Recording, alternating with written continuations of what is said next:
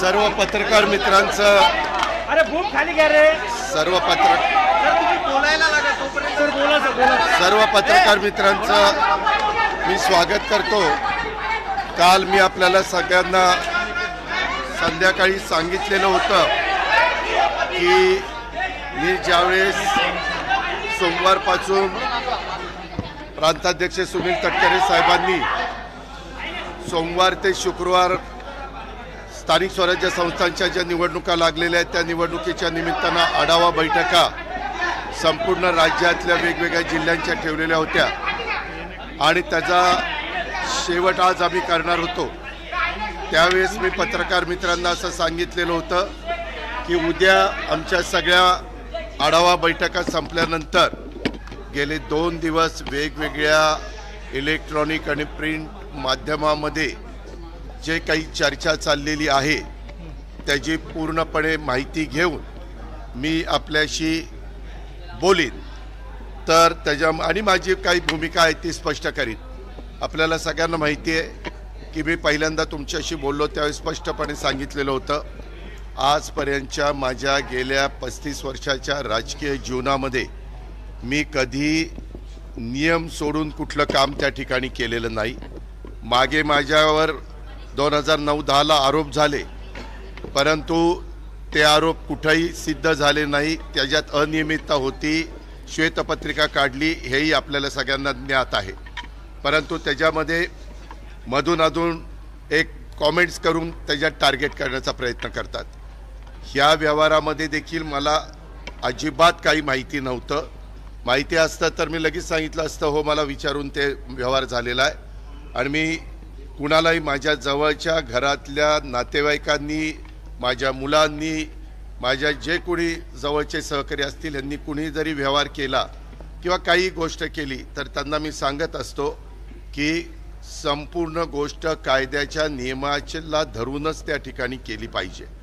आता या व्यवहारामध्ये मी जी माहिती घेतली त्याच्यामध्ये चर्चा मोठ्या प्रमाणावर सुरू झाल्यावर आपल्या राज्याचे मुख्यमंत्री नागपूरला होते त्यावेळेस मी त्यांच्याशी फोनवर संपर्क साधला आणि मी त्यांना सांगितलं जरी माझ्या घरातल्या जवळच्यांशी संबंधित असणारा हा विषय असला तरी तुम्ही राज्याचे प्रमुख आहात, तुम्हाला जे काही नियमाप्रमाणे करावं लागेल ह्याची चौकशी करावी लागेल, काय तुमच्या मनामध्ये समिती नेमायची असेल, जे काही करायचं असेल कारण आपण एवढ्या मोठ्या राज्याचं नेतृत्व करता ते करा।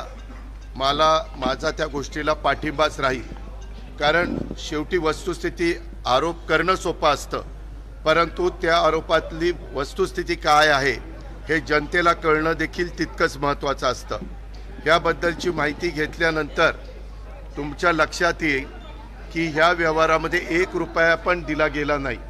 तरी मोठे आकडे सांगितले, मोठ्या गोष्टी सांगितल्या गेल्या आणि विरोधकांनी पण आम्हाला वेगवेगळ्या पद्धतीनं टार्गेट करण्याचा प्रयत्न केला। साहजिकच आहे विरोधक त्याचा बदनाम म्हणजे आम्हाला टार्गेट करण्याचा प्रयत्न करणारच, तो त्यांचा अधिकार आहे, त्या खोलात मला जायचं नाही।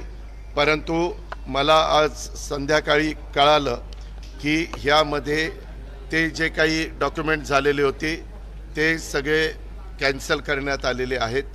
जो काही व्यवहार झालेला होता तो कॅन्सल करण्यात आलेला आहे। दुसरी गोष्ट या राज्याचे ॲडिशनल चीफ सेक्रेटरी रेव्हेन्यू यांच्या अध्यक्षतेखाली काही विभागीय आयुक्त आणि काही वेगवेगळे मान्यवर यांची समिती आजच काहीतरी जाहीर करण्यात आलेली विभागीय आयुक्त पुणे, अप्पर मुख्य सचिव महसूल मुद्रांक नोंदणी, जमाबंदी आयुक्त आणि संचालक भूमी अभिलेख नोंदणी महानिरीक्षक व मुद्रांक नियंत्रक पुणे, जिल्हाधिकारी पुणे आणि सहसचिव मुद्रांक महसूल व वन विभाग आणि त्यांना ह्या संदर्भामध्ये ह्या सगळ्याची चौकशी करून हे साधारण 1 महिन्याच्या आत हा अहवाल सादर करावा अशा पद्धतीनं सूचना केलेल्या आहेत की मौजे मुंढवा तालुका पुणे शहर जिल्हा पुणे येथील सर्वे नंबर 88 मधील जमीन खरेदीच्या दस्तामध्ये झालेल्या अनियमिततेबाबत चौकशीसाठी चौकशी समिती नियुक्त केलेली आहे। तिनं पण पारदर्शकपणे काम करावं। साहजिकच आहे राज्यातल्या प्रमुखांनी सांगितल्यावर त्यांचं कामच आहे आणि हे अधिकारी जर तुम्ही बघितले तर विकास खारगे यांचं गेले अनेक वर्षाचं काम एक स्वच्छ अधिकारी म्हणून त्यांची प्रशासनामध्ये प्रतिमा आहे आणि बाकीच्याही अधिकाऱ्यांची तशाच प्रकारची प्रतिमा आहे. मला आपल्याला ह्या निमित्तानं एक गोष्ट सांगायची, मी राज्याचा उपमुख्यमंत्री असल्यामुळं माझ्या कुठल्याही अधिकाऱ्यांना सगळ्या संबंधित क्लास 1 क्लास 2 IAS IPS या सगळ्या अधिकाऱ्यांना मला सूचना करायची की इथून पुढं देखील कुठल्याही प्रकारचं प्रकरण जर तुमच्या पुढं आलं तर ते नियमाला धरून नसेल तर अजिबात कुठलाही प्रेशर खाली न येता सरळ त्याला काट मारायची. कुणी माझ्या जवळचा नातेवाईक असो नाहीतर कुणी माझ्या नावाचा वापर करून कुणी काही केलेलं असलं तर हे मला चालत नाही, चालणार पण नाही. पण एक गोष्ट झाली, हे 2 दिवस तुम्ही सगळ्या मीडियाने ह्या सगळ्या गोष्टी चालवल्या कारण ती माहिती तुम्हाला मिळालेली होती. शेवटी मीडियाचं कामच आहे काय आहे ते तुमच्या लक्षात येईल ते दाखवणं. पण त्याच्यामध्ये अजून पण इतर वेगवेगळे बाबी आमच्या वेगवेगळ्या भागातनं, मला वाटतं बारामतीतनं पण काही असं झालंय तसं झालंय. माझं म्हणणं की ज्यांच्याकडं ह्याबद्दलचे चुकीच्या गोष्टी झालेल्या असतील त्या सर्व बाबींची चौकशी संबंधित अधिकाऱ्यांनी करावी. मागच्याही काळामध्ये जे कुठले व्यवहार झाले असतील त्याच्यामध्ये कुठंही आपण नियमाला बगल देऊन कुठल्याही गोष्टी केलेल्या नाहीत. तो माझा स्वभाव नाही. मी अतिशय स्पष्टपणे या गोष्टी तुमच्या माध्यमातनं राज्यातल्या जनतेलाही सांगू इच्छितो आणि गेले 2 दिवस ह्याच्याबद्दल जे काही बातम्या आल्या आणि त्याच्यातून माझ्याबद्दल गैरसमज झालेला असेल तर त्यांनाही ह्याबद्दल अतिशय स्पष्टपणे मी सांगू इच्छितो. आणि ह्यामध्ये एकही पैशाचा व्यवहार झालेला नाही. आता तो का झाला नाही, व्यवहार झालेला नसताना कसं रजिस्ट्रेशन झालं, ते कुणी दिलं, हा सगळ्या तपासाचा भाग आहे. आणि त्याच्यामुळं संबंधित हे 1 महिन्याच्या आत ह्याचा सगळा तपास करतील. ह्याच्यामध्ये FIR पण दाखल झालेली आहे.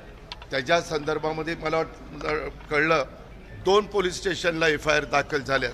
अशा पद्धतीनं त्याच्यावर पोलिसांचं काम करणार, त्याच्यात पण कुणाला राजकीय हस्तक्षेप करण्याचं कारण नाही. पूर्णपणे पारदर्शकपणे ह्याची सगळ्याची